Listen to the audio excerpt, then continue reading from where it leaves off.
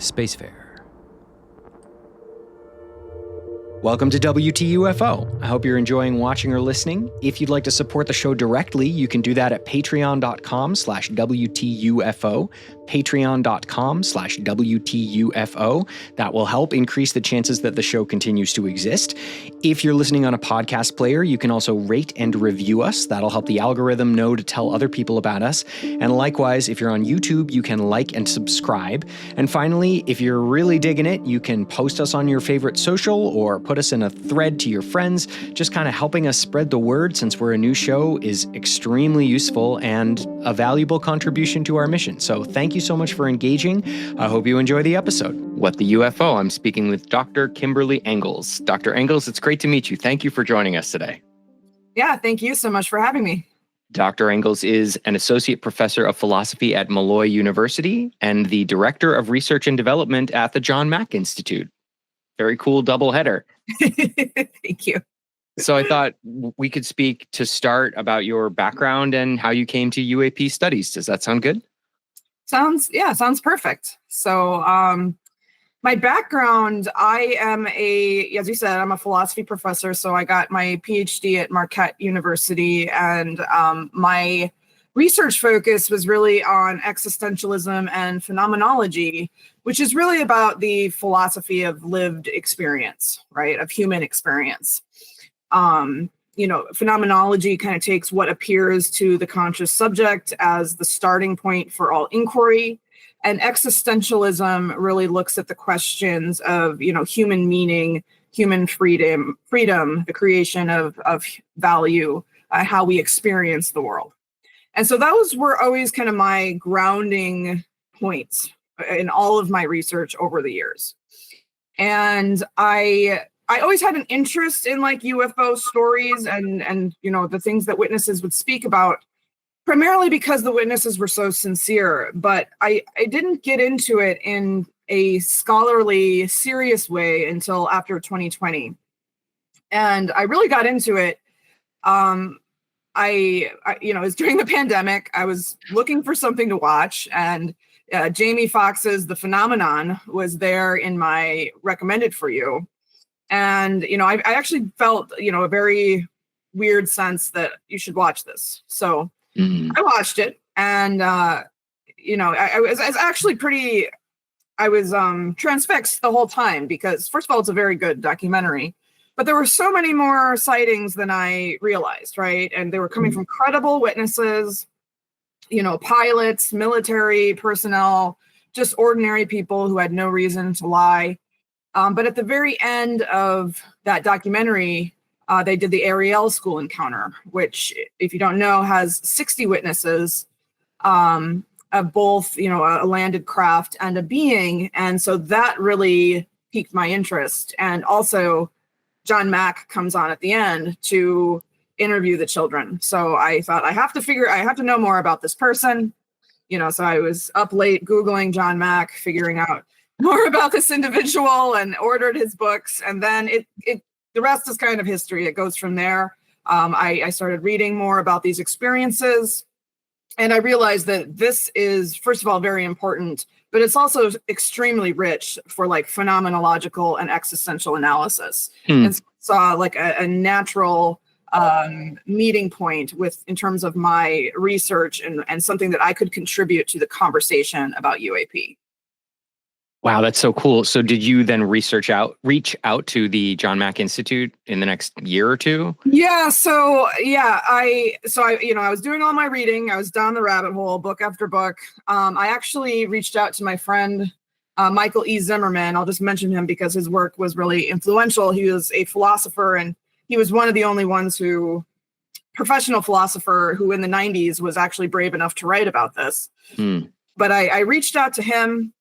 And was just, told him I had read his work. Are you interested in talking, meeting more? And he said, you really should email Karen Austin, who's the executive director of the John Mack Institute. She'd be really interested to know that somebody's looking into John's work.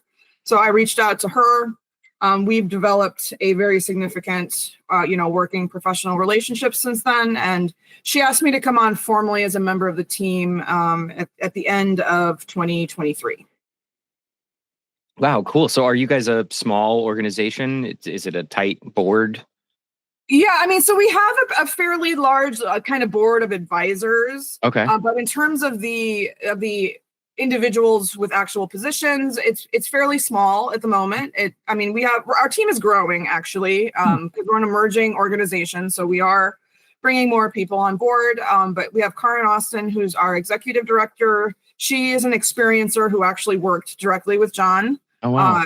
in the 80s and 90s, I believe. And then Charles Yokoyama is our director of scientific research.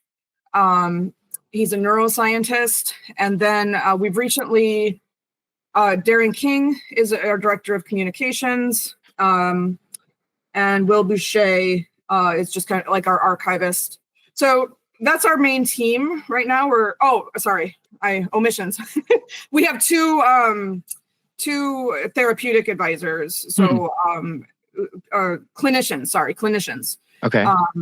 Ben Medrano and Simon Bressler. So they run our experiencer support groups every month. And they're there for kind of like, Ben is a psychiatrist, Simon is a therapist. And so they bring the therapeutic clinician aspect to our team as well. Wow.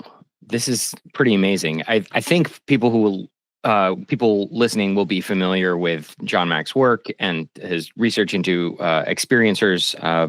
But if anybody's not, you can check out his books, Abduction and Passport to the Cosmos, and you can look up John Mack Institute. It's pretty fascinating stuff and really exciting. And I love this idea that phenomenology specifically would be a field that's perfectly suited to engaging with this. Can you tell us a little bit about maybe like what the Institute is up to, what you're up to with the Institute, and maybe more broadly, how you see the state of the field of experiencer research? Sure. So, I mean, to say a little bit about John Mack, because this will lead into what we're up to. He was the first academic and clinician to really take the abduction phenomenon seriously, and he entered into the field. He worked with hundreds of people who reported the experience of being abducted by some kind of non-human being. And he admitted that he thought he was going to find some kind of psychopathology when he first started the work, and was surprised when he realized that was not what was going on. And so in abduction especially, he employed a research method that I actually think is very phenomenological at its core. He didn't call it phenomenology, but he does have a line in the text where he says, sometimes when we're hearing these experiencer stories, we have this tendency to want to accept some of what they're saying if it feels like it could possibly be true within the parameters of like space and time as we understand it. But then we want to reject other parts of their narrative if it strays too far from what we understand is possible within the confines of physical reality. And he said he thought that it was not wise or useful to make those kind of discriminations. So he said that his approach, he said, I listened, and he said, I credited everything. If they experienced it to be real, and they were confident that it was real, and they were communicating it sincerely, authentically, with appropriate affect to me, then I included everything in their reports. So Abduction in particular, actually both the books, Abduction and Passport to the Cosmos, but Abduction is a really, I think, close phenomenological analysis of what these individuals reported as appearing to them. Now, it doesn't necessarily say what the source or origin of that phenomenon is, but it's a careful description of how it appeared within their experience. So, in Abduction, he only has, 13 cases. He had more cases. And so, our goals at the Institute, first of all, is taking experiencers seriously. Okay. That's what John did. He took them seriously. He was compassionate. He was kind. And he didn't jump to conclusions about what they were experiencing. Okay. He didn't necessarily say, we know that the extraterrestrial hypothesis is correct, or, we know that it's something else. he maintained a level of, he certainly had positions and he thought they were experiencing something real, but he maintained kind of a level of neutrality in terms of articulating exactly what the source of all of it was, but wanted to make a very clear record of what people were experiencing and how it was transforming them, right? So that's a key part of abduction, is that they were having these experiences, and as they worked through these experiences with him and reflected on them, they were going through these profound transformations. So what the John Mack Institute is up to is kind of two different things. So we have our monthly experiencer support groups for people who have had a anomalous experience and want, a community where they will be heard, respected, supported, not pathologized, and a safe place to discuss that. We are running those. The other major projects that we're doing right now, the first one is the Archives of the Impossible metadata research study. And so what we're doing with this is using a combination of both, our Charles Yokoyama, who has a scientific background, and then I with a phenomenological background. We are looking at both the transcripts. Mac had like 300 transcripts from his patients, as well as the letters of Whitley Strieber. So after Whitley Strieber wrote Communion, hundreds of thousands of people actually wrote him letters, and 3,500 of those are at Rice University now. And we want to, using technological assistance, we might, get some AI in there to help with the organization. But we want to do a kind of an analysis of the patterns in these experiences and really look at the phenomenological structure of the abduction experience, what people were reporting, what they were describing as having appeared, kind of the modalities in which it appeared, or how they experienced it. Did it come through the five senses? Did it come through, some type of non-ordinary state of consciousness? Mm-hmm. And then also really articulate the meaning and the transformations, the patterns in that as well.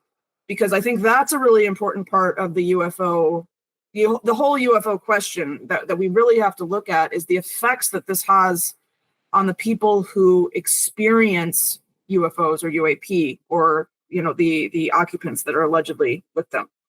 So that's a big project, and that's taking kind of all of our resources right now.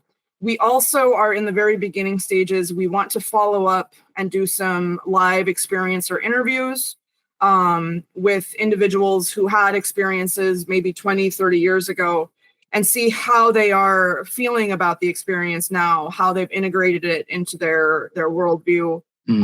Because sometimes how you feel about it when it initially happens might be different than how you feel about it, 20 or 30 years later. So we're in the very beginning stages of that, just looking, getting it IRB approved and recruitment and all of those things. But that's what's IRB? Oh, it's just when you do a human research subject, when you do human subjects research, you have to get it just approved by a board before you can publish on it, make sure that you have all of the safety protocols, ethical protocols, those kind of things. So that's the stage that we're at with that project right now. So it's just in its early stages, but it's something that's important to us and that we are going to be hopefully within the next year starting that research project as well.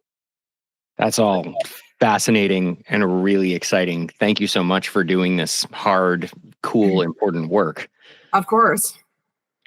Can I ask you some sort of simple questions about okay, cool. Thank you.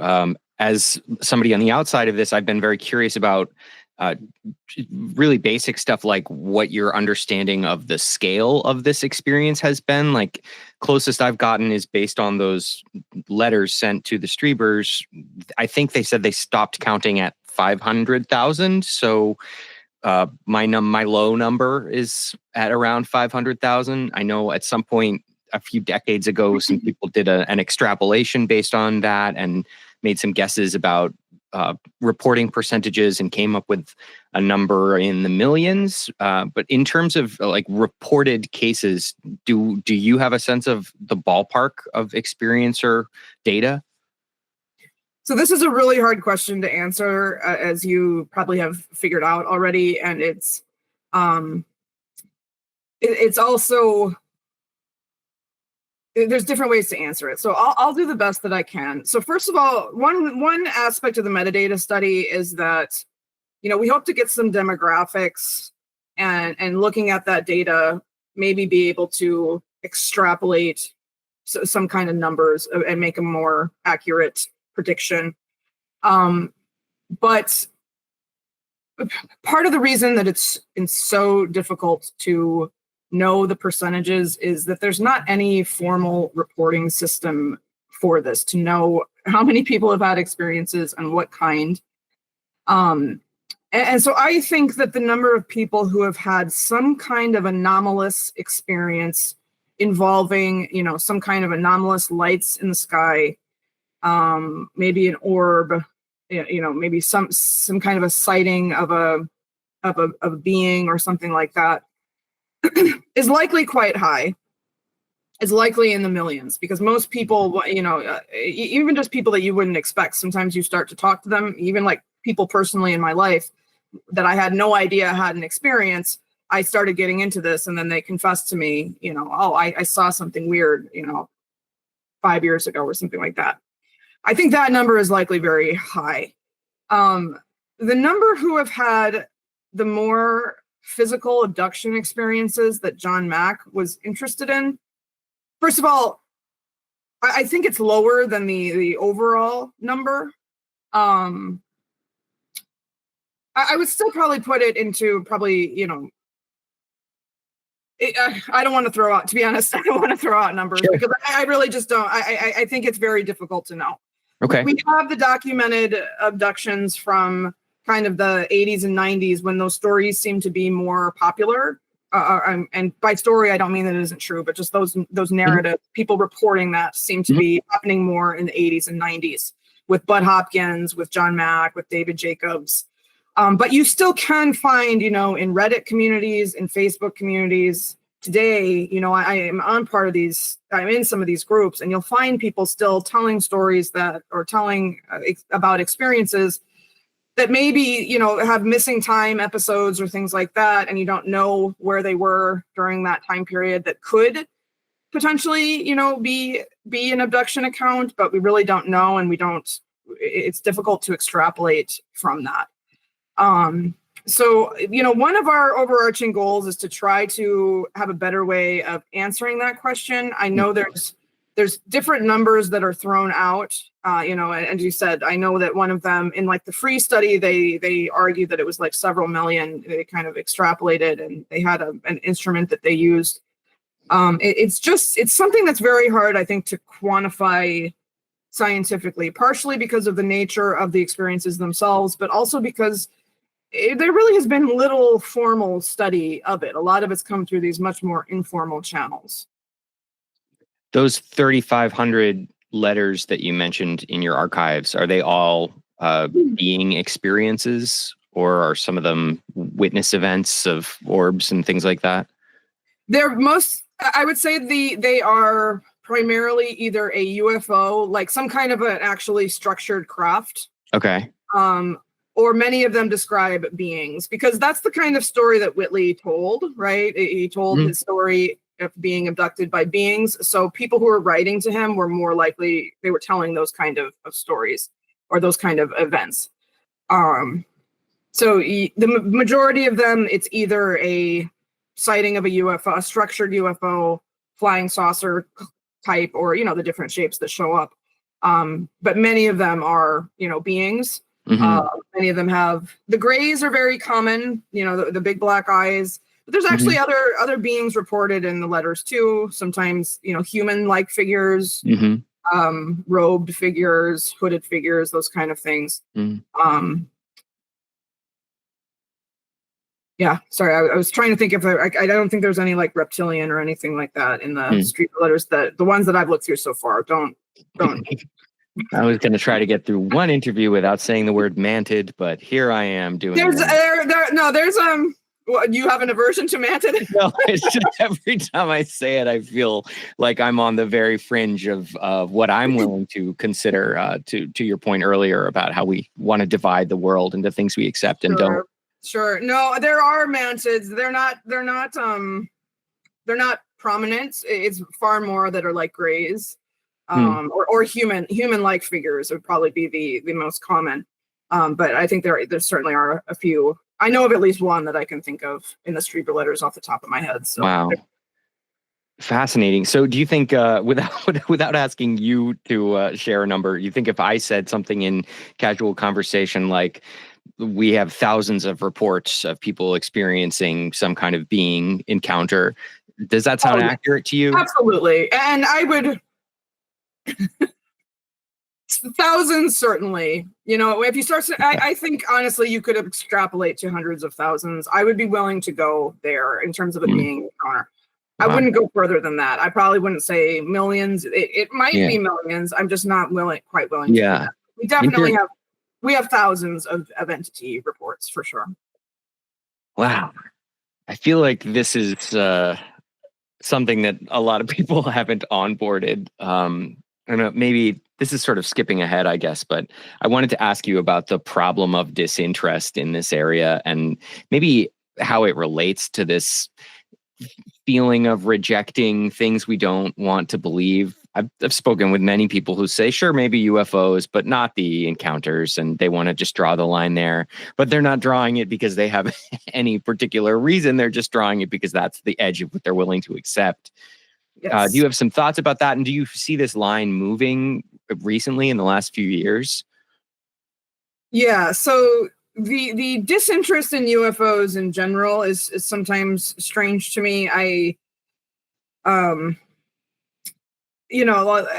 similar to you that this is, I looked at your website and it's like, this is the biggest thing in human history if it's true, right? I just think it's, why isn't everybody talking about this all of the time? Yeah.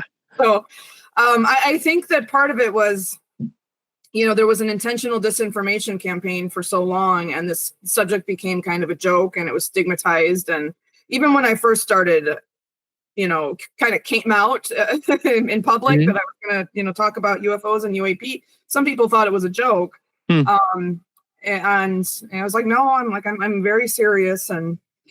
But I think that when people, so first of all, I don't think they know how many people have reported, first of all, sightings, but also definitely the entity encounters. I don't think that information is known. And I think that there's a default assumption that people who are reporting entity encounters, that there's some way to just explain it away, that obviously they are mentally ill, they're confused. I mean, I gave a paper about this at a conference, a philosophy conference, and just someone raised their hand, and he was a perfectly nice person, but he's like, well, why? He couldn't wrap his mind around the fact that I was presenting this and suggesting that these were real experiences. And he just kept saying, he's like, well, why do you think that they're reporting these experiences? And I could tell that he was looking for some kind of like reductionist answer where it's like, oh, because they are hallucinating, or they're, it's some new pathology or something like that. In kind of the way that he was framing it, because and my answer to that is people are reporting this because it's happening to them. Like they're having these experiences. So it's like when I talk about, an entity encounter and, the fact not only that people have these encounters, but that they're ordinary people.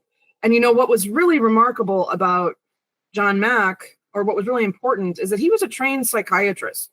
So he screened everybody who he worked with for, traditional forms of what we would call psychopathology, and these were not people who were, detached from reality in any sense at all. They were stable, ordinary people who had just had something extraordinary happen to them.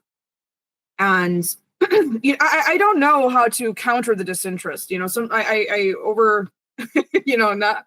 was with a friend over the holidays, and she asked me a bit about my UFO work. She's like, I see that you post a lot about UFOs. Like, what's that about? And so I started explaining it to her, and a little bit of it, I just was talking about the evidence we have of the physical objects, and I say, and people also have these encounters with beings. And, she just said, huh. And then she's like, that's interesting. And then she's like, I don't really think I believe it, but it's interesting. And I don't know how to counter that. Right. It's just something that they kind of put out there, that it's like it's a matter of belief. It's just like, oh, do you believe in UFOs or not? And what does it mean to not believe in UFOs? It's like saying I don't believe in cars. I mean, they're there. It doesn't mean that we know what they are, right? Mm-hmm. Saying that they're acknowledging that they exist, acknowledging that there are unidentified, anomalous, or aerial phenomena that they exist, doesn't mean that we know exactly what they are. But they're there, right? We have the scientific evidence of them. We know that there are unidentified physical objects in the sky. The being encounters, I understand, might be a little more difficult for people because we don't have a smoking gun of physical evidence in terms of the being encounters. We do have people who have had objects left behind in their bodies or marks on their bodies. The brain scan work that Gary Nolan is doing is also really interesting in terms of, looking at the brains of people who report encounters. So I understand that, we don't have the body of an entity to present to everybody, like in that physical way that people want. But we have thousands of credible witnesses. And to me, that is equally important. But I think part of the disinterest, to loop back to your question, because I've deviated a little bit here, but, I think it does go back to what you're talking about. It's that we want to draw these lines between the real and the unreal. And we have this neat idea of the parameters of reality. And we've been told for a very long time that the parameters of reality, at least in like mainstream dominant US culture, the parameters of reality do not include any kind of advanced non-human intelligence, right? That we're the highest intelligence in the universe. And opening up those boundaries, and entertaining the possibility that they've been wrong all along, and that there are and have been for a very long time other intelligences that are here, that's a major shift to some people's understanding of the world. And, it might cause a collapse of the hierarchy of all of their values. It might cause the rethinking of a lot of different things about their lives. And I think there's just kind of a psychological tendency to want to keep those lines that we grew up with, those lines between the real and the unreal. I think there is good news, because even from when I first started publicly, publishing, talking about UFOs in 2022 or whenever, I think it was 2022 to now, there's been a lot of activity just in like the past 3 years, right? Of more scholars taking it seriously, more academic organizations, the Archives of the Impossible conference coming up at Rice, but also, the SUOPs, who you've interviewed guests from there before. And there's been, there's still not very many philosophers on board who are talking about it, but now there's a couple more who are willing to dip their toe in and start addressing this topic. And I think people are just finally, I think there's a little bit more willingness to speak about it now, in a serious way. At least I've witnessed that in my own experience over the past 3 years. So I hope as, we progress and there's more acknowledgement from like official sources that this is not a joke, that this is real, that this is happening. Hopefully there'll be more widespread discussion and more acceptance of it as well as a serious topic. A bunch of things sparked off in there for me. Okay. One thing I think about sometimes when I'm trying to explain this is just the idea of sort of energy conservation as like a physical principle for how our minds work. I think like one of the reasons that we draw these lines might have to do with engaging with complexity. And I sometimes feel like our brains are telling us, please do not open this door, because it will be much more work for me if you start questioning all of these aspects of your understanding of reality. So, 100%. Absolutely. I mean, that's sort of what I was saying. We draw those boundaries, right? Because, and we don't, there's certain lines we don't want to cross because, as you said, it's so much more work because so much of the worldview is going to be built around that thing that if we allow that to collapse, we have to start rethinking a lot, right? And it's work and it's difficult, right? I mean, I think I was pretty open-minded before I got into this, but this still, it challenged all of my thinking and a lot of my understanding of the world, especially these experiencer reports. You know, the first time I was reading them, and, you know, I was reading some of John Mack's book, Abduction, and he's talking about these beings coming into people's rooms and floating them through walls and, you know, taking them up into craft and inserting things into their body. And I admit, I was reading it. I was like, I don't know what to do with this. Like, this is weird. And it was kind of creepy a little bit at the time. And I mean, now I've read so many of these reports that I know that there's something to it. Like, I know it's not fabricated, and he was ahead of his time in what he was doing and talking about it. But it's difficult, right? Understanding that something like this could occur and understanding that people report these kind of experiences, it challenges our most fundamental thoughts or our most fundamental understandings about who we are and why we're here and what kind of a world we live in and what kind of things can and cannot happen. And that's tough. You mentioned in other interviews that our philosophy in many Western nations is like deeply anthropocentric. So it's not even, it's bigger than just a personal problem. It's like a structure of thought problem at the institutional level. Does that sound right? Oh, absolutely. I mean, going back to even Plato and Aristotle, they were discussing, you know, I mean, they had the notion, I guess, of the gods, but in terms of beings that could exist and you could interact with, humans were at the top of the pyramid, right? Everything came down to being very human-centered. Immanuel Kant, humans are like the only rational beings. And, you know, that's what gives us inherent worth and dignity. And even the phenomenological tradition, which I am deeply, you know, spent the most time in, and the existential tradition, it was this idea that humans are the measure of all things, or that humans are what bring value and meaning to the world, right?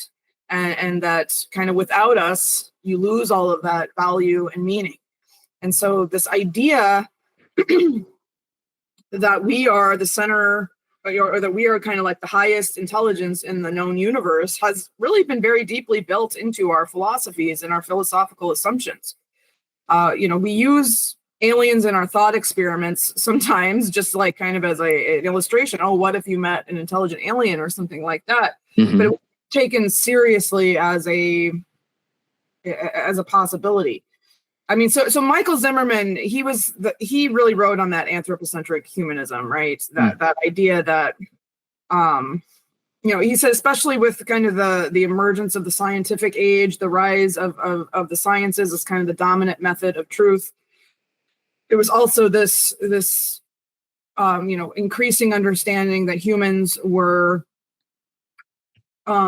you know, just the highest and most important and most intelligent species in the universe, in the known universe, right? And they may be willing to admit that life could develop on other planets, but they argue that we have no such evidence. Now, I would disagree, or at least that we have evidence of other intelligent species. We don't know that they come from another planet, but so again, I think it absolutely challenges that idea of human superiority, or of like anthropocentrism. You know, the idea that we are a special species, and that can have religious implications too. If you're like a religious person, right, who, you know, God created human beings in His image, and suddenly there's these objects flying around piloted by some kind of intelligence that we don't know. You know, that can challenge sometimes religious assumptions too. But I think it's just overall a very a very strong challenge to a deeply embedded assumption of humans having a special place in the universe. Do you think philosophically we're going to be able to adapt by essentially sort of swapping in the concept of sentient beings for the concept of humans? Thinking again about like maximizing efficiency of the work we have ahead of us, will philosophy be able to incorporate that idea, or is it going to pose a challenge by introducing the concept of a spectrum along which human consciousness is placed? I'm thinking, because this is an interesting question. I haven't necessarily thought of that in particularly. Thank you. So I think a lot of our moral philosophies can incorporate the idea of other intelligent beings pretty easily. I mean, Kant thought that all, moral considerability for him came through rationality. So if the beings that we encounter have rationality, then they also, deserve the inherent respect that he thought that all beings deserved. Sorry, I'm just thinking a little deeper, because I think, there's been a little bit of a shift, like I'm actually not extremely well versed in contemporary philosophy of the mind, but I know that there has been some recent thinkers in philosophy of the mind who have like shifted to like an understanding of like panpsychism, like less physicalist understandings of the mind. Because I really do think that the UFO phenomenon and when we look at the contents of these experiencer reports, it's pointing us also to a new understanding of consciousness and what consciousness is. And, all of the psychic phenomena that goes along with these reports is a really big part of it. So I think that we are going to fundamentally need to rethink our understanding of consciousness and the relationship of consciousness to matter in both the sciences and within philosophy, because some fields of philosophy kind of follow the sciences and what the work being done in the sciences and build off of that. So I absolutely think that we are going to need to start thinking about consciousness as, first of all, not something that's local to and produced by the brain, but something that is kind of a field that can be instantiated in many different types of beings. We already know that animals are conscious. The book Light Eater, I think, presents some pretty good evidence that plants have some form of consciousness, and that consciousness may be spread, throughout the universe with different types of beings, and beings that possess, higher conscious faculties than we ourselves have. I think philosophy absolutely can make that adjustment. And I think it will have to, if it's going to keep up with what is ultimately going to be, or what is suggested by these experiences and by, the existence of UAP. I think that the future of philosophy is to take these experiences very seriously and to incorporate them into our theories of the world and our theories of the mind. Has this intersected for you in some interesting ways with your work in existentialism? Like, has your broadening view of the possibilities of consciousness affected your ideas about things like free will? Yeah, you mentioned this earlier, and I was thinking about it. I mean, there's a lot of ways that existentialism is, I think, relevant. Part of it in terms of these experiences represent existential ruptures for the people that go through them, right? It's a whole new understanding of the life world emerges after this happens, because they have an encounter with something that they don't previously believed wasn't possible. And, once you have that type of encounter, you're not the same. And so it quite often results in a complete rearrangement of, what Sartre called their hierarchy of values and the way that they give meaning to the world. So first of all, these experiences themselves are existentially transformative. But in terms of, this is interesting, actually. Shortly before Sartre died, in the book Hope Now, or just some interviews that he gave before his death, he was talking about consciousness in a very different way than he talked about it when he was younger. He was actually he talked about like that there's penetrations between consciousnesses, and he started almost talking about a universal field of consciousness. He mentioned that several times. And, not surprisingly, some scholars have just kind of dismissed it, that he was like going crazy because he was dying. It was shortly before his death, so they've not paid much attention to it. But I think he was saying something really important, because I think that maybe at the end of his life, he was realizing, he was coming to a different understanding of consciousness as something that actually is, like I said, some kind of a field that can be instantiated in an individual, but is not limited to them. So, I do think that a different understanding of consciousness as kind of foundational in the universe, and then consciousness as the foundation of the universe, and then consciousness is instantiated in an individual, experienced in an individual. I still think that leaves a lot of room for individual freedom, right?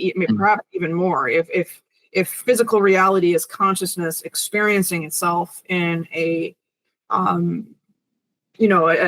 new way, if embodiment is a one way for consciousness to have an experience, then I think that existential freedom and that ability to, define and give value and meaning to that embodied experience, it's still extremely important, perhaps even more important than before.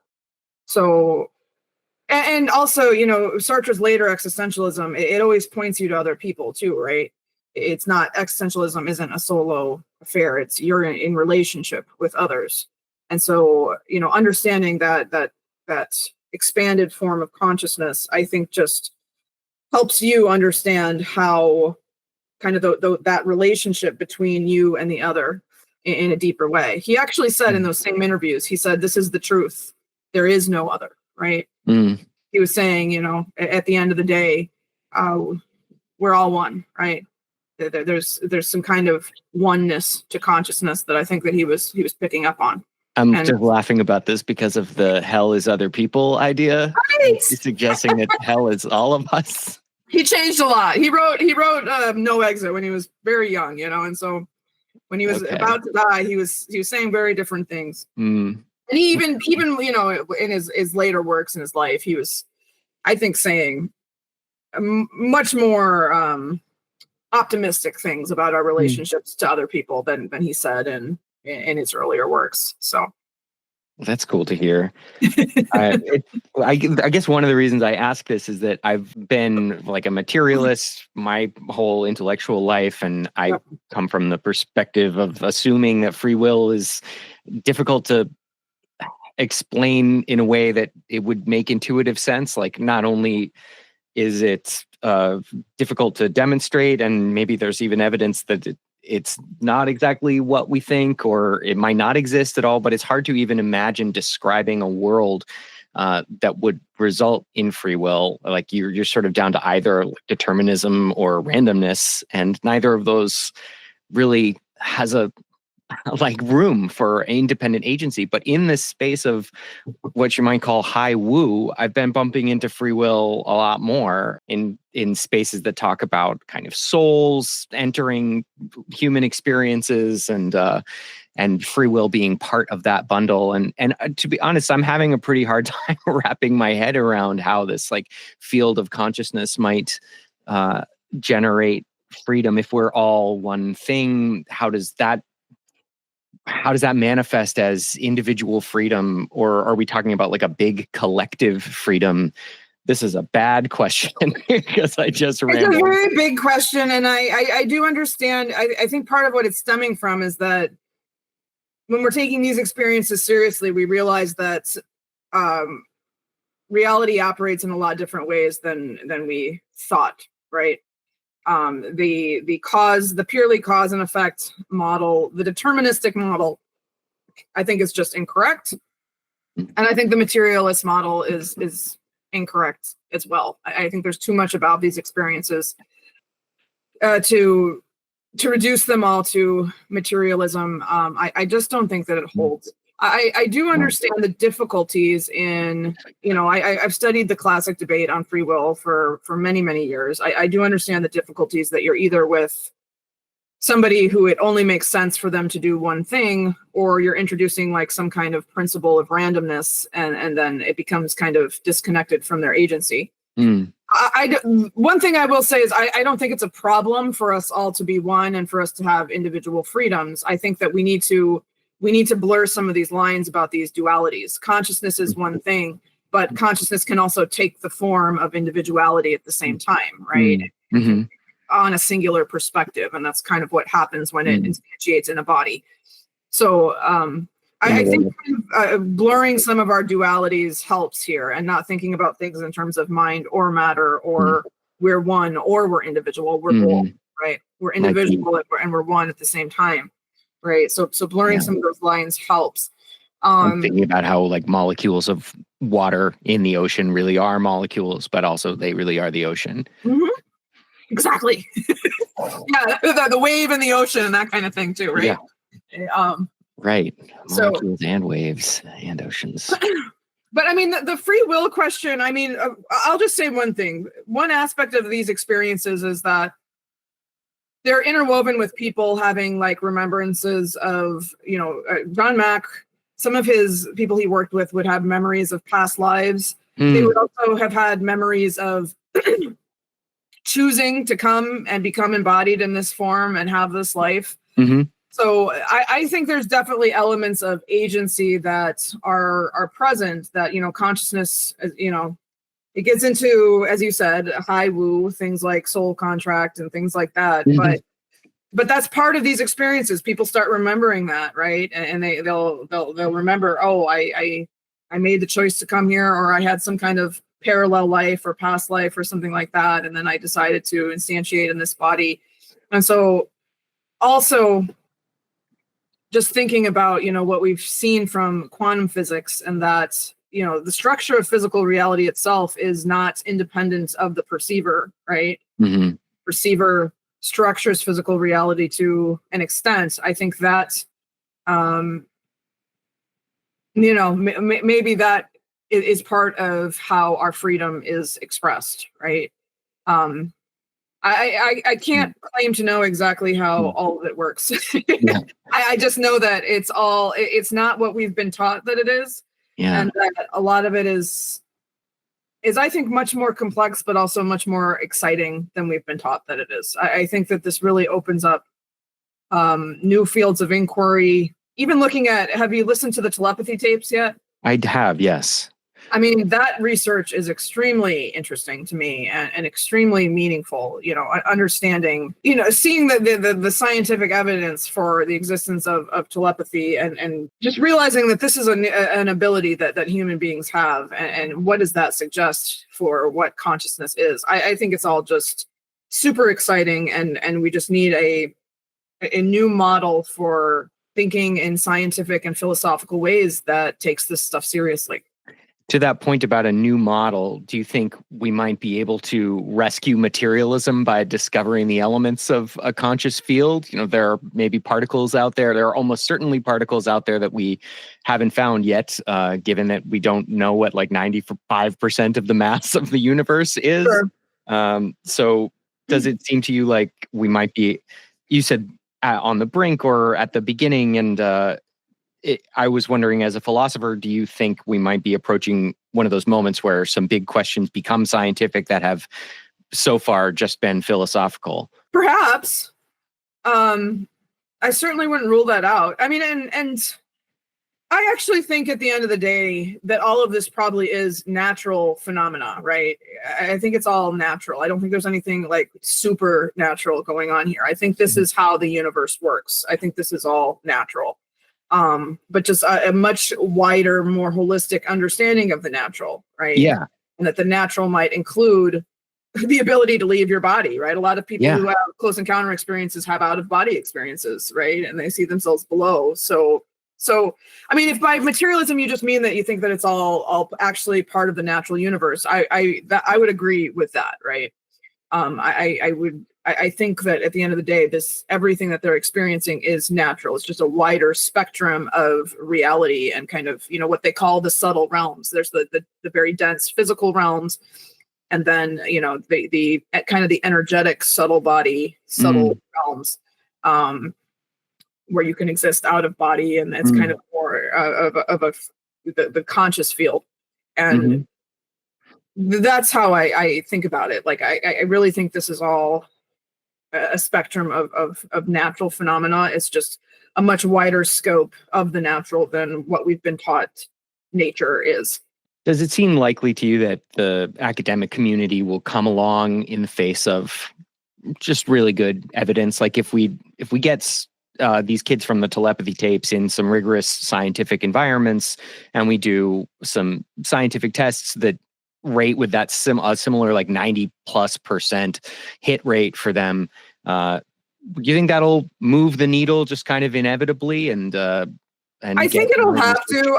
I do think some people are very deeply entrenched in their ways and will find any way they can to just discredit it, because what we were talking about earlier, that psychological defense mechanism where it's like, this will cause me to rethink my whole worldview. Yeah. A lot of academics have built their careers on certain, tenets and certain principles. So if it's something that is going to challenge all of their work and everything that they've written and built their identity on, they're probably going to find a reason to reject it. It's just human nature.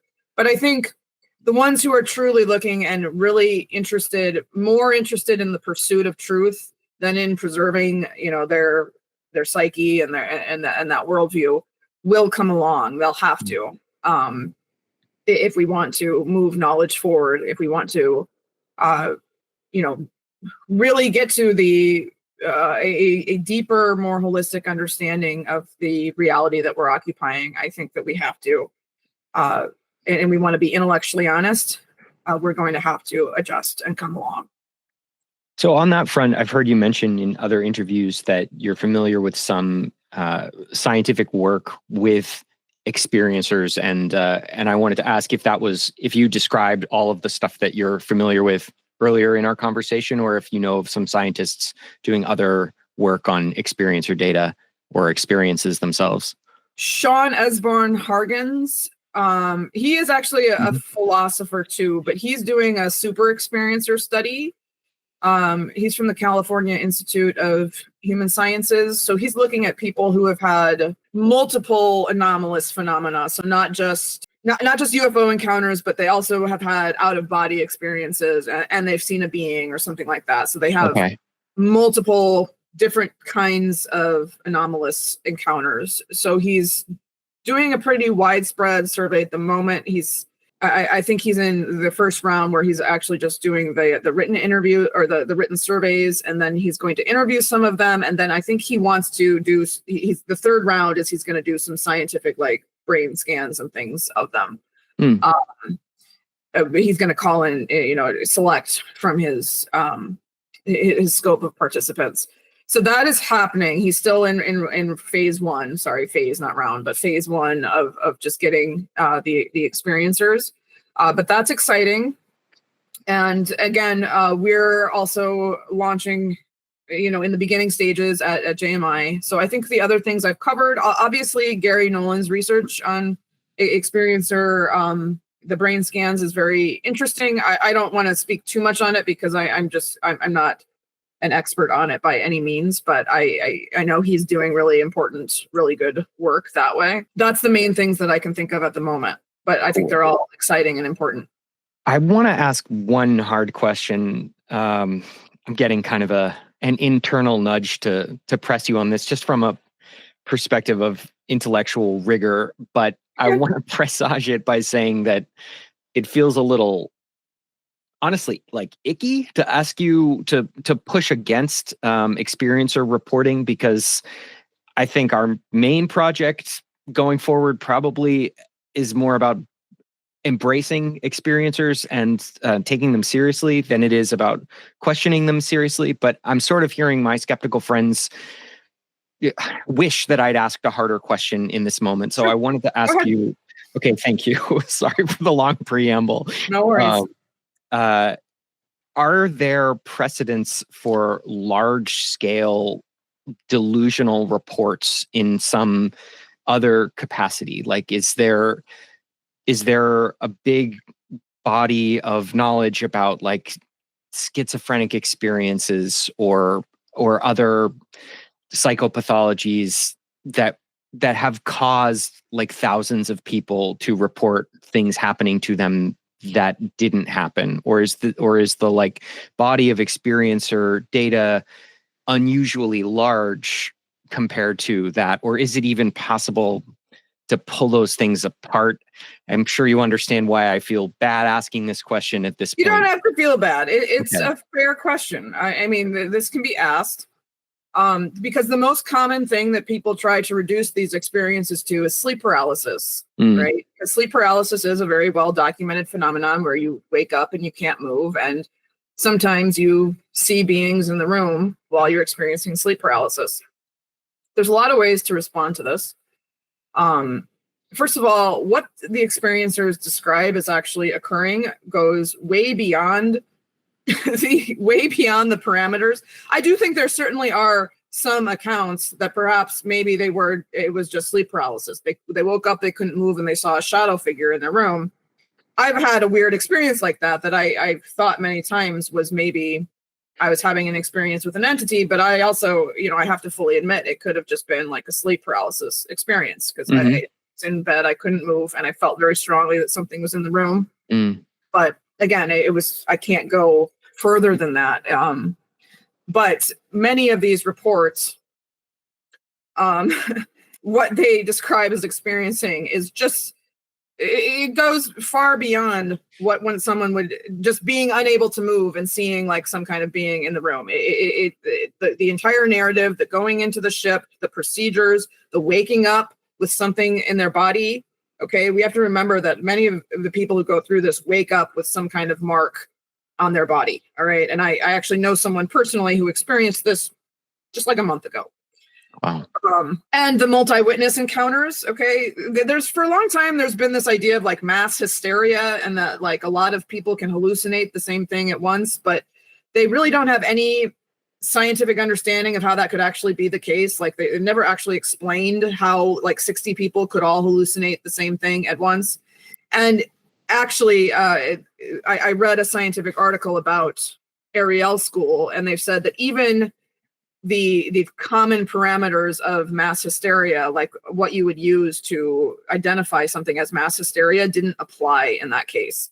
And there was like 60 witnesses, and there's a lot of other cases where there's multi witnesses or a lot of things that we'll see. It's like somebody's having an abduction experience, and there was also a UFO witnessed in that area at the same time. Like Mack tried to verify that quite often, if there was an independent report of a UFO from somebody who wasn't involved in. So certainly I think it's possible that some experiencer accounts might have a straightforward physicalist explanation and maybe were sleep paralysis. Another thing that's interesting is in the interviews, those experiences that I've done, is that many of them had sleep paralysis experiences and have said that their experience of being paralyzed by the beings was totally different. And it was not a sleep paralysis state. They're like, I know what sleep paralysis is. And actually even the feeling of being paralyzed by the beings during the experience wasn't the same. And other aspects of it weren't either. So, I mean, if you read the book, The Reliability of UFO Testimony, they try to make a very strong case in there that this is all just, they say it's alien encounter disorder. It's all just people having delusions. And I just think it's incorrect. And it's in defense of a worldview. And it's kind of starting with an assumption that what people are reporting cannot possibly be true.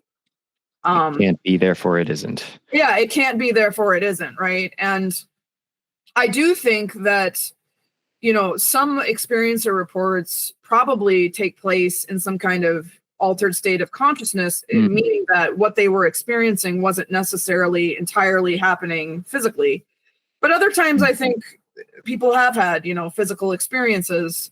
There's some really good cases documented in Michael Masters' second book, where there were like time distortions and the individual was gone, and maybe they were only gone for like an hour and a half, but their physical body showed signs of being gone for like 5 days. And wow. they had these subjective experience of being gone for 5 days. And they were like showed like 5 days worth of hair growth, worth of dehydration and things like that, even though they were only gone for like 90 minutes. Wow. So, those cases to me, that can't be just hallucination. It can't be just schizophrenia. It can't be just sleep paralysis. Like there's something else going on. So that's how I would answer that question. But it's a very fair question, and I'm glad that you asked it. Thank you for engaging with it. I like you, I probably should have started with that because the more interesting stuff is on the other side of that territory. Right. I'm curious. I'm interested in this idea of mixed physical and consciousness experiences, which John Mack, I know, talked about, and Jacques Vallée has explored a little bit. And it sounds like you're on this page too, that sometimes there can be combinations, or we don't exactly know where the lines are. And I'm also interested in your understanding of shamanic experiences and indigenous narratives around interactions with beings of various kinds. So I thought I'd maybe combine those and see if that sparked anything interesting for you. Oh, totally. So I'm teaching a class right now called Shamanic Worldviews and UAP. And we're actually, on Sunday, we're going to be talking about altered states of consciousness, non-ordinary states of consciousness, because it's really important, and it's a vital part of understanding what's going on with UFOs. Because so let's start with the indigenous perspective. So in indigenous traditions and what we might call shamanic traditions, non-ordinary states of consciousness are very common, right? And you can induce them in a variety of ways. By not eating anything for several days. You can ingest, like a psychedelic. You can use your breath. One of the most common ways with shamanic journeys is just a drum beat, and the specific beat of the drum, it kind of puts you in a trance. And the idea was that you would then, when you're in this altered state of consciousness, you can kind of enter into realms that are always there, but it's kind of like that 95% that we don't have access to through our senses, right? It's understood to be 100% real, and to many ways to feel realer than physical reality, but we don't have normal access to it because our brain is usually filtering it out. But when in these states of altered states of consciousness, you don't have to like navigate through physical reality. So you're kind of opened up to the spectrum of reality that's always there, but you don't usually have access to it. I mean, if you've ever had a psychedelic experience, everything is very heightened, right? It's just really, you're just sensing things, I think, that are always there, but that you're not usually able to tap into. So for indigenous people, non-ordinary states of consciousness were a regular part of life. Their ceremonies make use of altered states of consciousness all of the time. And those who become, the shamans or the medicine people would often go through, some kind of shamanic initiation where they were often brought to the brink of death, and would then have, a profound experience in an altered state of consciousness within the spiritual realm with beings that would sometimes be very scary and would sometimes dismember the body or something like that. And they would last, for several days sometimes. And but when they came out of it, they were basically initiated into the spiritual realms, and kind of granted their powers and capacities as a healer. Something else that's very interesting is that Native American, Indigenous American people, and actually Indigenous people all over the world, but you can find a lot of these experiences in North and South America, have long history of experiences with what they call the sky people or the star people. And Artie Six Killer Clark and Nancy Red Star, they have both documented this. And so kind of the discussion about like contact and first contact and open contact that we have in a dominant, in our culture or in the mainstream UAP discussion just kind of leaves this out, that they've been having contact for a long time. And for them, contact is an ordinary part of life. It doesn't cause ontological shock because they go through it all the time. And they understand the sky people or the star people to be connected with human beings in a very important way. They're understood as like guides, as some of them as their ancestors. They have their creation stories, or that they are descendants of star people, and they communicate with them regularly. They give them knowledge about how to live more harmoniously with the earth.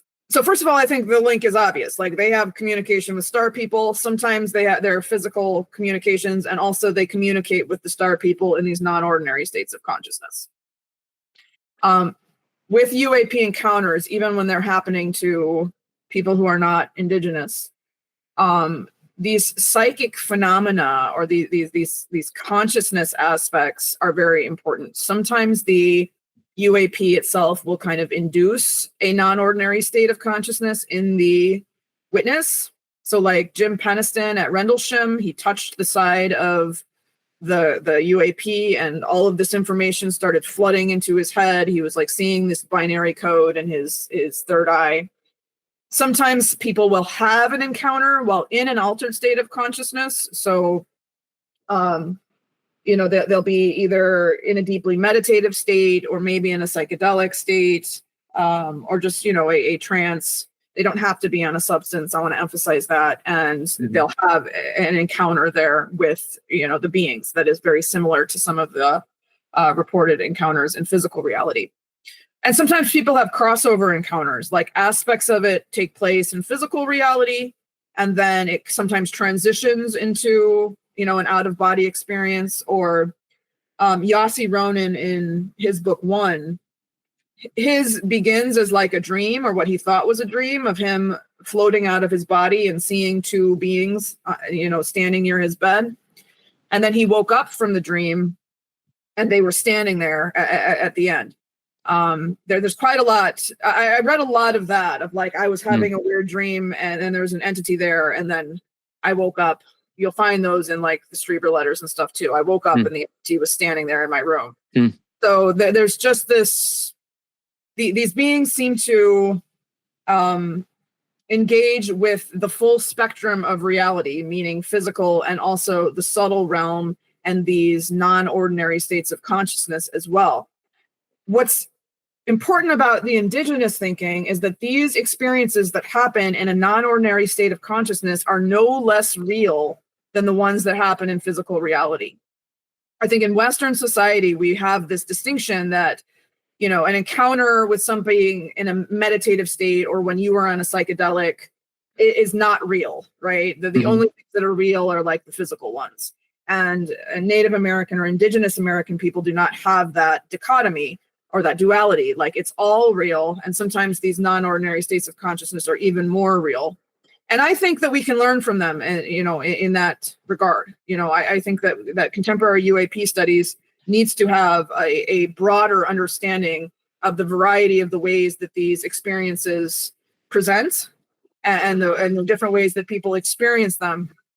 Jacques Vallée in UFOs, The Psychic Solution, he goes through a lot of examples and really shows basically, so every individual, or not every, but the majority of individuals going through these experiences have some kind of psychic phenomena that accompany them. Strange, vivid dreams. They start experiencing telepathy. They again, maybe have some kind of altered state of consciousness during the experience itself. There just seems to be some link between these experiences and non-ordinary forms of consciousness and psychic phenomena that I think that the dominant nuts and bolts discussion of just, trying to figure out what these craft are, it's not looking enough at that piece, right?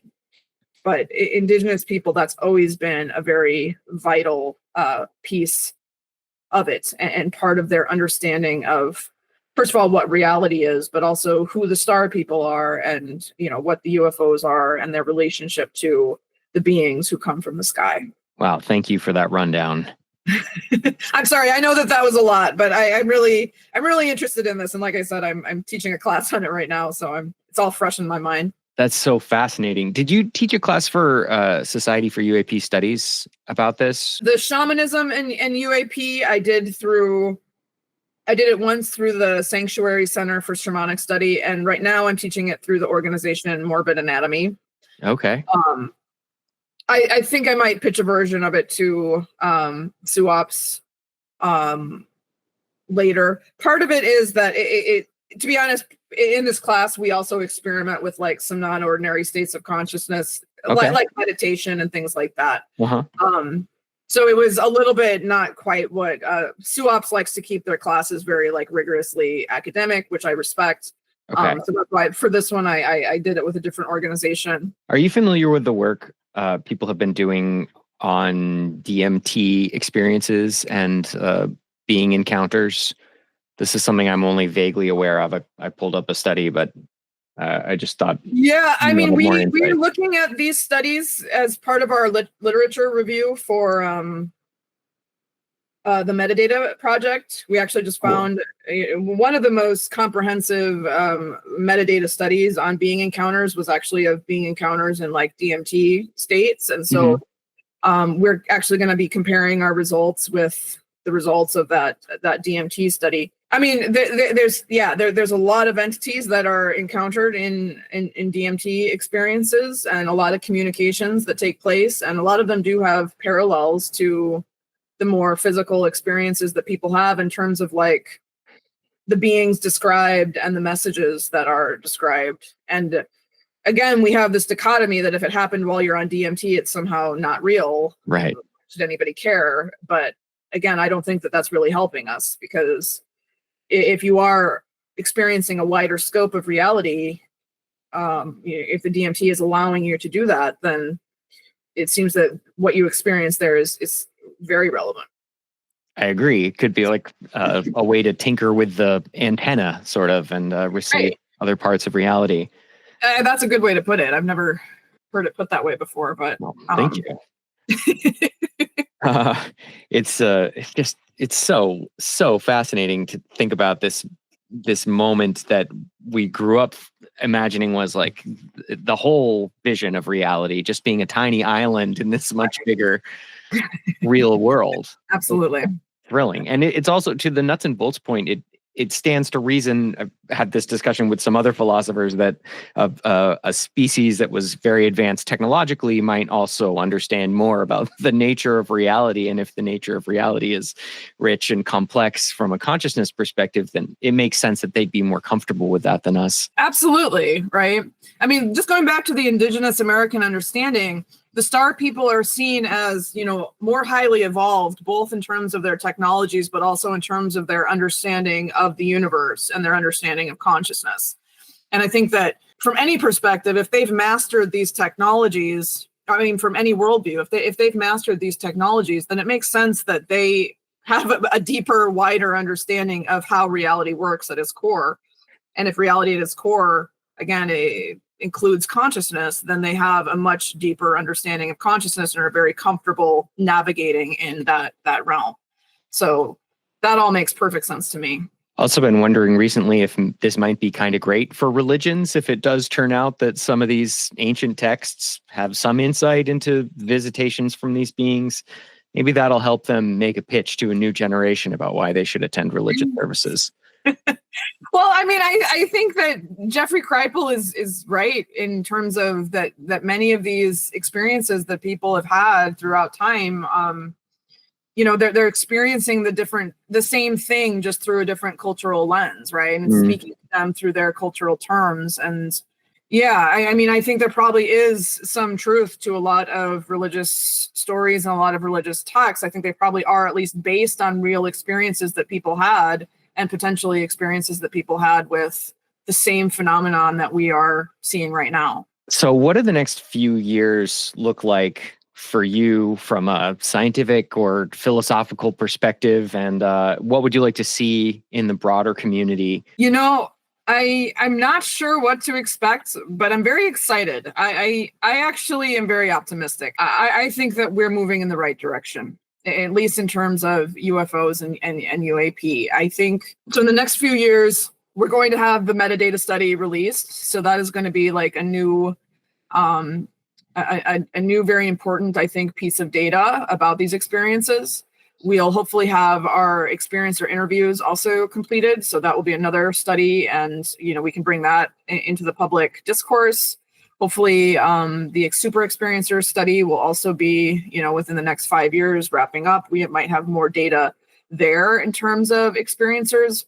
But I also think that we might see, I'm hopeful that we'll have some kind of disclosure. Now, I don't put too much weight on disclosure because I say that we push forward whether they disclose or not. Like, that's out of my control. But if they do reveal, that they have materials or that they have bodies or things like that, that's the kind of evidence that some people who have been really skeptical would look at and be like, oh, it might bring them into the conversation. And when they realize that if there are bodies or there are craft, then they might be willing to start taking these experiencer narratives seriously, and they might be willing to start looking at the meaning of these experiences and what they suggest about reality.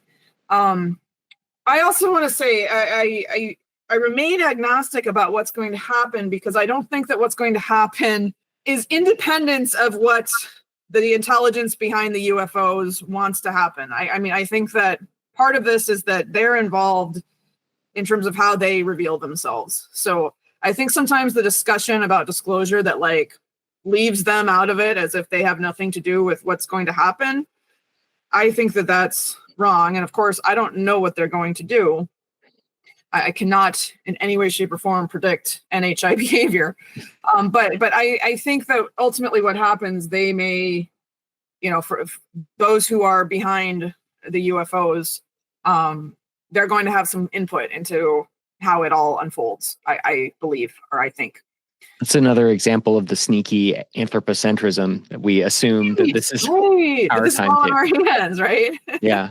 It's like, well, are we going to reveal it or not? It's like, well, maybe they're going to reveal themselves, or maybe they have been revealing themselves for a long time. And, this is part of the process. And, maybe this is a turning point in the ways that they're revealing themselves to us. To pick up on that specifically and think about the intersection between, well, them and us, if there is such an entity as them, which it sure seems like there probably is, do you have thoughts about the project of public communication? As you've discussed, we've got this rich history of people having experiences, thousands of people, maybe hundreds of thousands of people, and traditions that stretch back generations.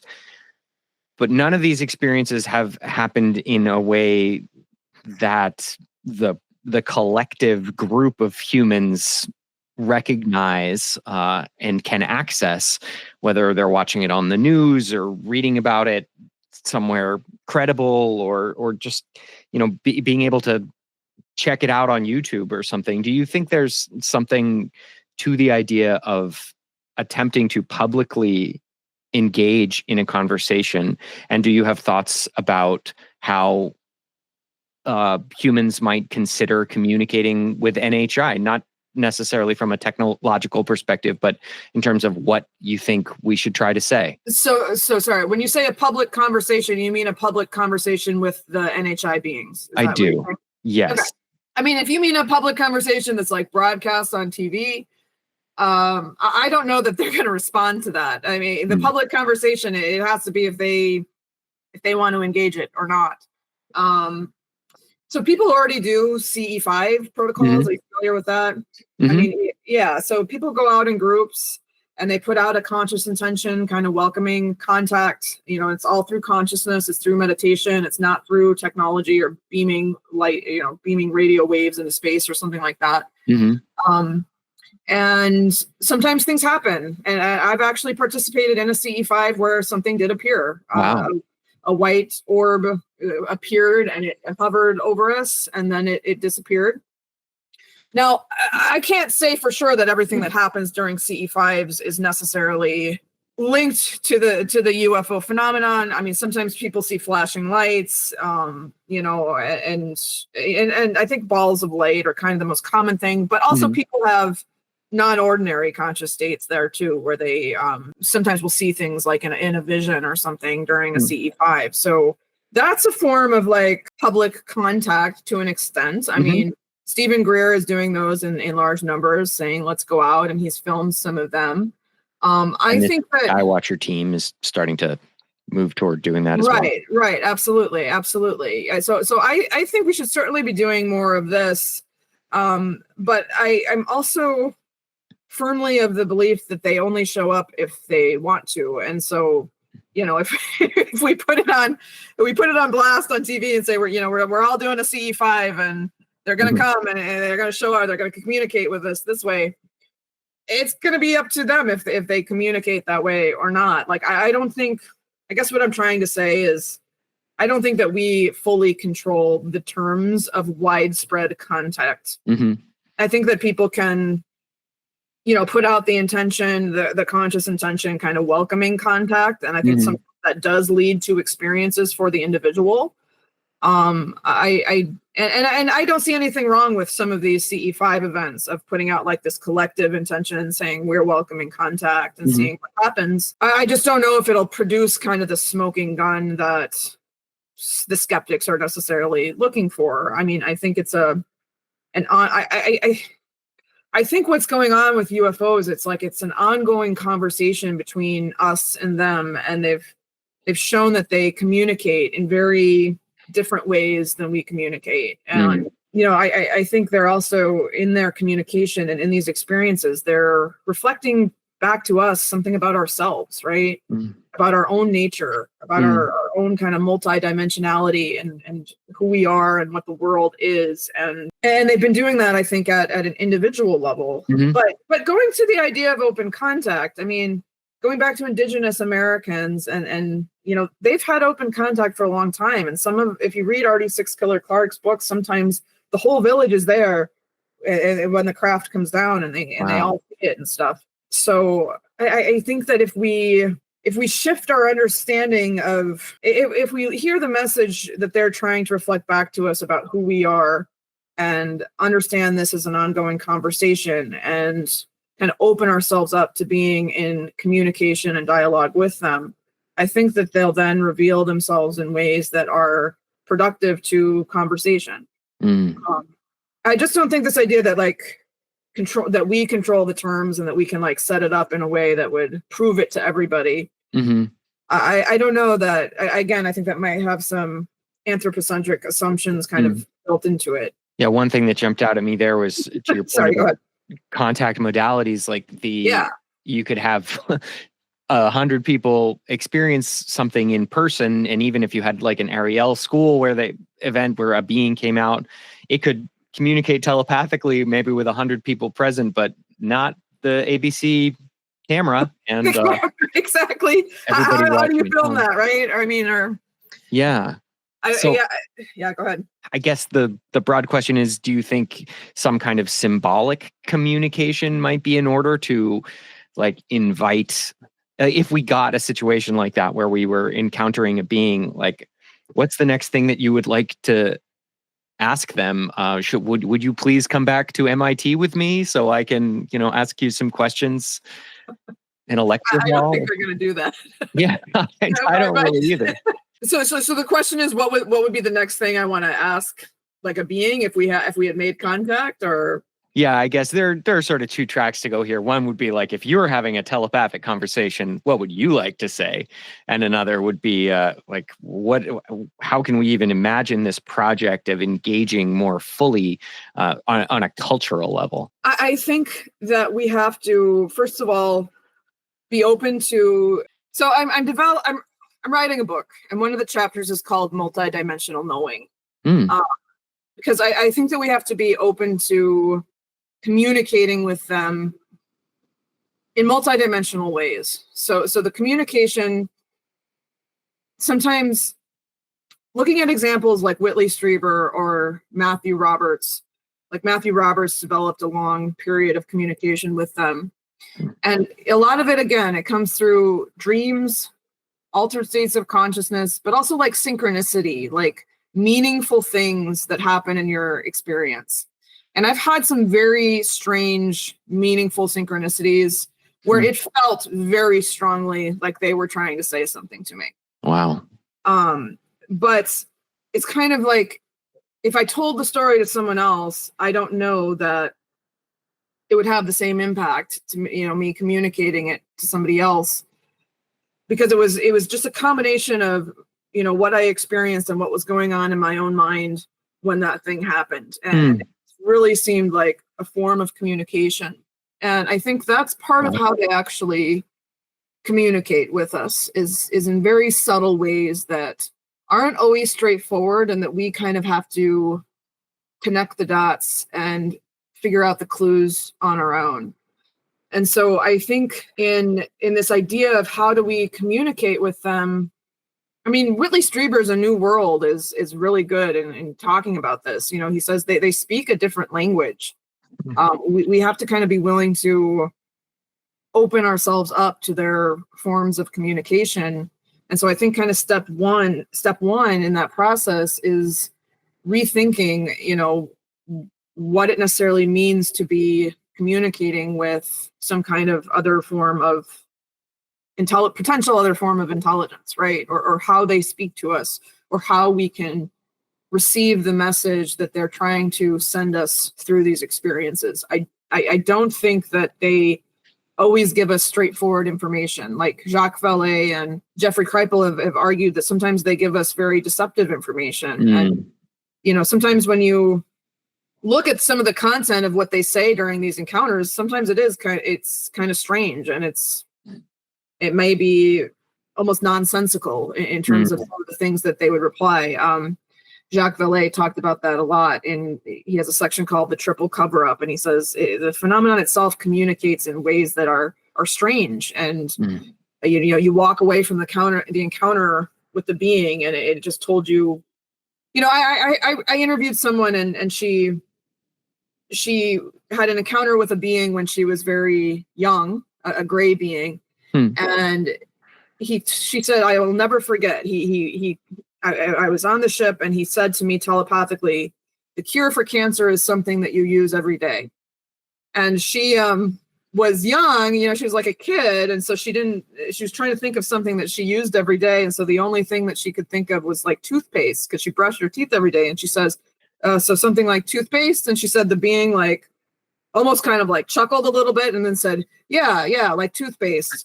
And that was like kind of the end of the exchange, and that just is so strange, and nothing about that makes any sense. It's just weird. But and even some of the dialogue, even in the RD6 Killer Clark narratives, sometimes the things that they're saying are strange, or they'll say I'm coming, I'm here from Venus or something like that. So I don't think that the ways that they communicate are the straightforward ways that we communicate. I think there's a deeper message that is being conveyed or being revealed. And this first step is to open ourselves up to their forms of communication, and also realizing that we have to look beyond like face value in terms of some of the reported communications or things that they say. We have to look for the deeper meaning.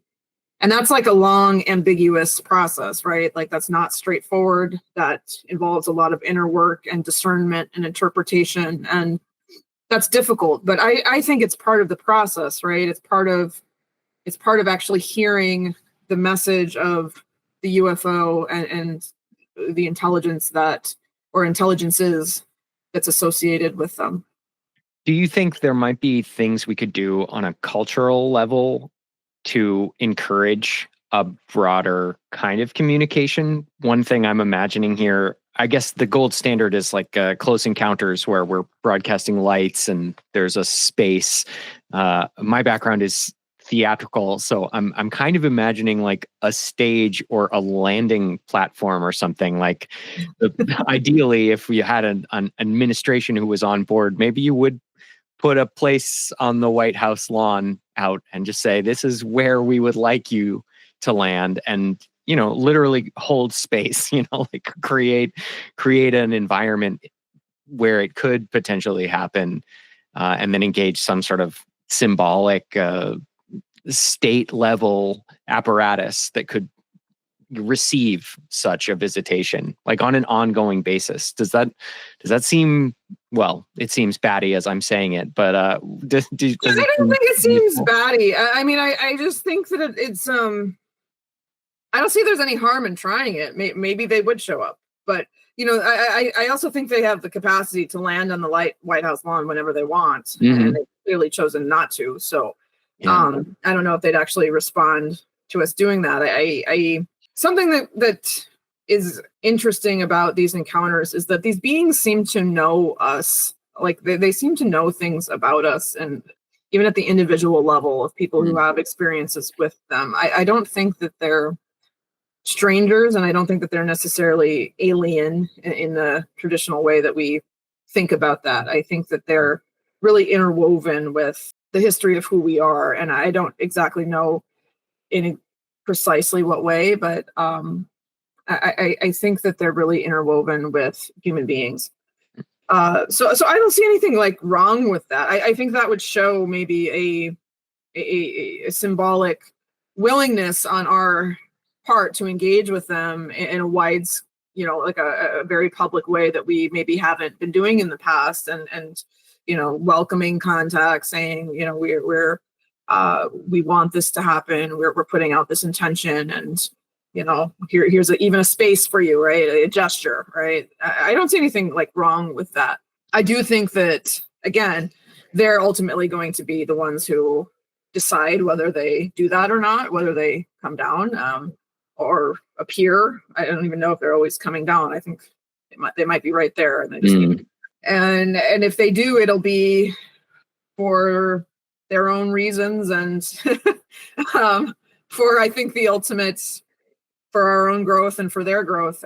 So it's certainly, I don't see harm in it. I think that it would be like a good thing for humanity to kind of publicly recognize in a widespread way that we're open and we're willing, and we're ready to experience them more openly, because we've been experiencing them kind of in individual ways, and to say we want to experience you in more collective ways. It doesn't seem silly to me. Again, it would be up to them how they respond.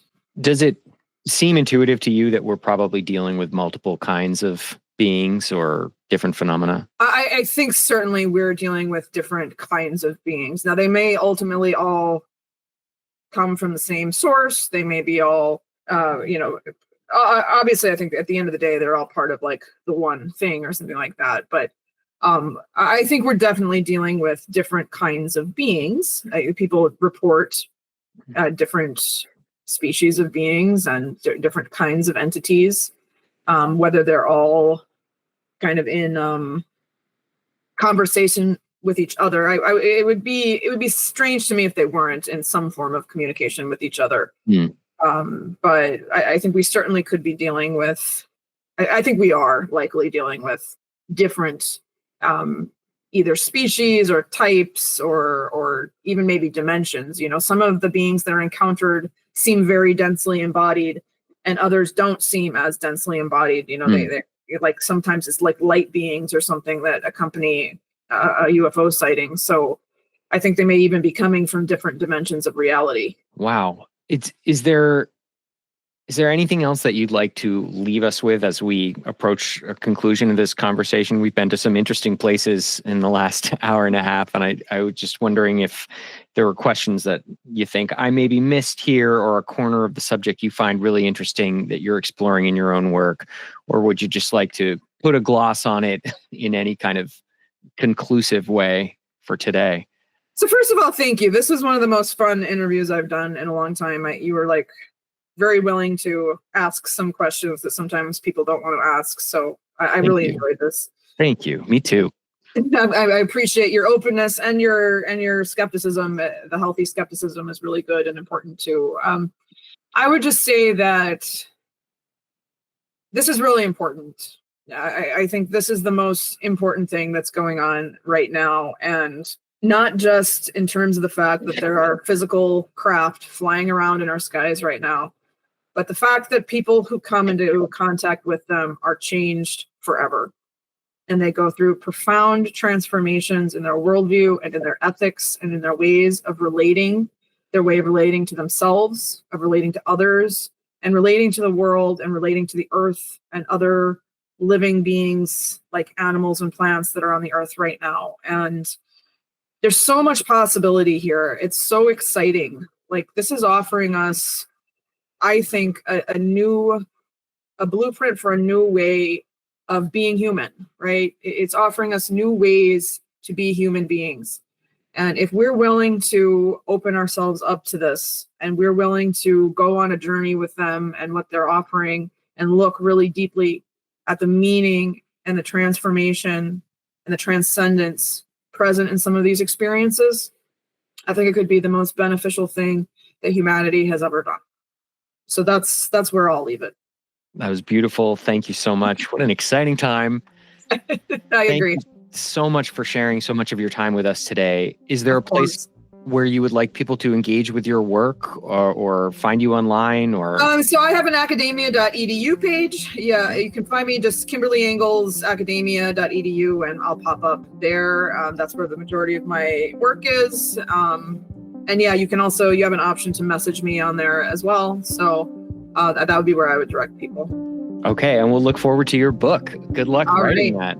Thank you so much. I appreciate it. And that's the show. Thank you for watching or listening. Please support us on patreon.com/WTUFO, patreon.com/WTUFO. That will increase the odds that the show continues to exist. If you're listening in a podcast format, you can also rate and review us on your podcast player of choice.